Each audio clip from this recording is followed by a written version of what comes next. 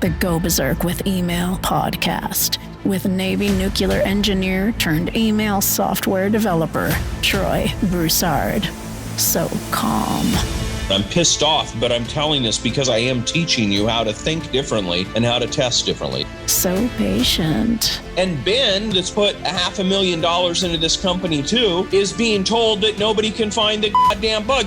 So charitable. I'm going to start paying bounties every time somebody finds a bug. We're going to deduct $10 for that week. So trusting. Do not assume that anything works. Assume that nothing works. And so sweet, it makes sugar taste just like salt. I want to play into the sexiness of marketing automation, but I also want to slap the complexity of it. The Go Berserk with Email podcast begins now. All right, so I am going to reveal my ignorance, and please don't judge me, but what is preview text anyways? Preview text didn't exist in the early days of email marketing, but it has evolved. And preview text is the little teaser text that is displayed in your inbox when you see the title of the email and you see the first line of text underneath. You can pick that? You can actually pick what goes there? Yeah, as a marketer, you can actually designate what's going to go there in your copy of your email. And so it's become all the rage. It's become in vogue, and copywriters with their direct response thoughts really like to go crazy with how important the preview text is and all of that. So many platforms allow you to set the preview text for the email so that when it's sent out, you've got the title, you got the body, but you have this little preview text. Think of it as like a subtitle.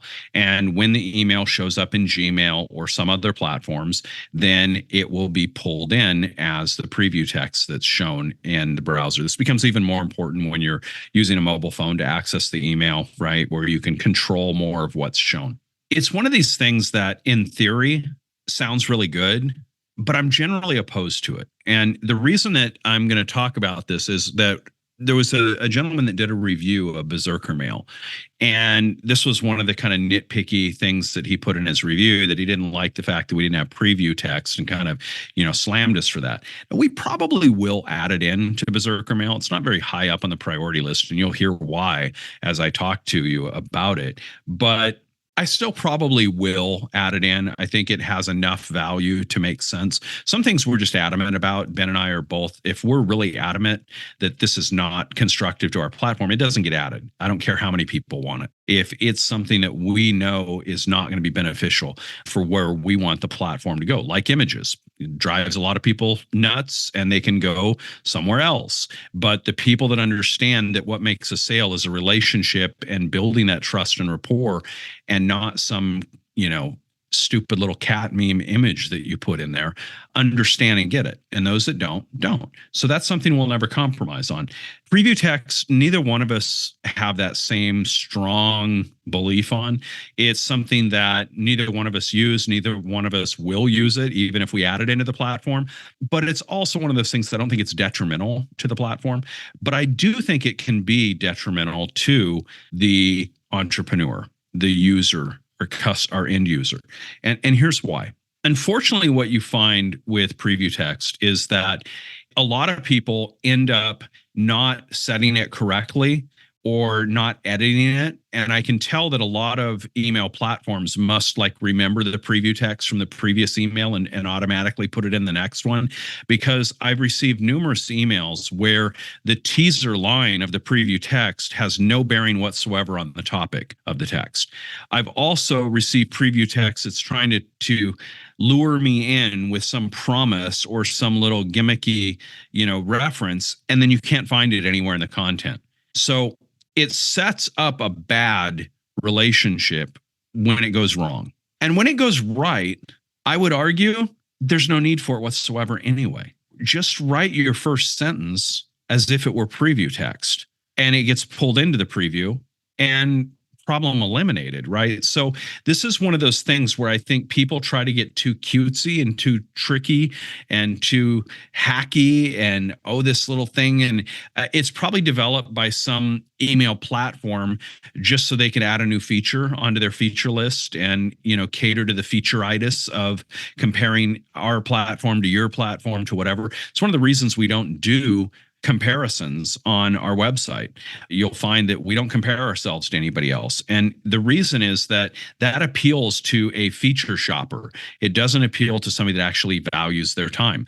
And as we've talked about in the last couple of episodes here on the podcast, and many people maybe wonder, Troy, what are you talking about your value of time? Why are you talking about the one metric that matters? Why are you talking about highest and best use? All of this ties in to Berserker Mail. And it all ties into email marketing, because email marketing is about building that list, and it's the relationship with that list. That is the highest and best use for your business. And so it's also about understanding what's the highest and best use of your time and realizing that the less time you spend writing email and the more time you spend focusing on your customers, the better off your business is going to be. That doesn't mean write less emails. That means spend less time when you write an email in the browser writing the email. Our platform is completely optimized for speed and effectiveness. That's what we're at, speed and effectiveness. So one of the primary reasons, you could prove to me that images are that double delivery rate, and we still wouldn't add them to the platform, because the average person that's using images in their email spends between 37 and 46 minutes to write an email. What? It adds tremendous complexity, yes, because you have to resize the image, you have to find the image, you have to source it, you may have to make sure you have legal rights to even use the image, which most people don't even bother with. No. Then you get drawn down the rabbit hole of, oh, I've got this image, I want to put my brand on it. So then they go off into Photoshop or something and add their little logo. Next thing you know, they've tweaked with it for 40 friggin' minutes. Good grief. Then when you add it into the browser, into the email platform, it's not trivial, because then the email platform has their restrictions around images, and it's too big and you got to resize it. And then you've got to do like the multi-column layout, and you got to edit your copy to work in the little drag and drop browsers and all that horseshit. It adds massive complexity to the process of sending out an email with, in my opinion, zero benefit. Okay. So we wouldn't even do it even if it improved deliverability. I would argue it doesn't, but it's kind of a moot point, because from a relationship building standpoint, it doesn't do anything additive, and it actually distracts away from that, and it distracts away from the time. It only takes me about 5 minutes, sometimes 7 minutes to do an email. And my emails are long, by the way. Like if you read my emails, sometimes they're 2,500 words long. I type 100 words a minute. I'm fast. I get them in, I get out, and I move on, right? There's no way in hell you can do an email in 5 to 7 minutes if you're dealing with images and all these complexities. And preview text just becomes one more thing you've got to do. It becomes one more thing on the checklist that you have to ensure is done rightly. Otherwise, it makes you look stupid. If you haven't done it correctly, it's just one more opportunity to make you look stupid. And so from our standpoint, it's just not even necessary, because you can just write the first line of your email and do it. And honestly, I think it sets up a lot of possibility for deception, inadvertent, perhaps deception, either erroneously not replacing it or updating it, or just that it's deceptive because you feel so you want to make it so cute and clever and markety and gimmicky that you don't even really reference it in the body of the content, and then it feels like a bait and switch kind of feeling, and that hurts the relationship, right?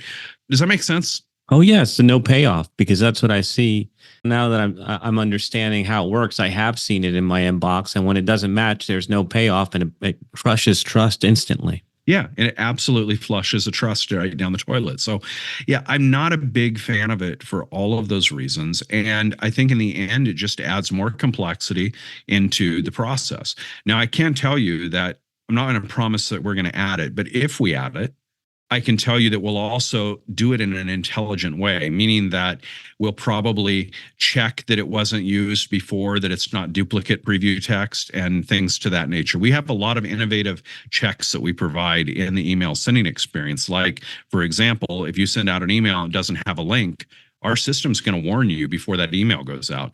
And I call it the don't make me look stupid feature, right? Because how many times you get an email and then you get a follow-up 5 minutes, oh, sorry, forgot the link. And here's another, right? The oops email. So we try to avoid the oops, and we design for that.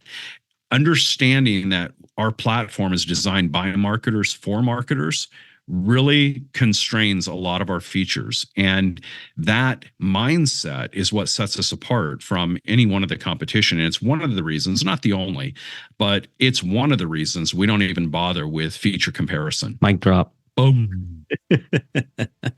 All right, man. I love it. I love it. I'm going to go play with it. We should probably go in deeper into that feature comparison conversation in a future episode. So we'll cue that one up. Let's compare. All right. So that is a wrap for another Go Berserk with Email show. Thank you, listeners, for tuning in. And thank you, Troy, for dropping some knowledge on us. To get a free Berserker Mail test drive with no credit card required, go to startmytestdrive.com. From there, you can play around inside the platform without pressure. Load up emails and campaigns to see how simple the interface is, and get comfy with everything before deciding to join. That's startmytestdrive.com.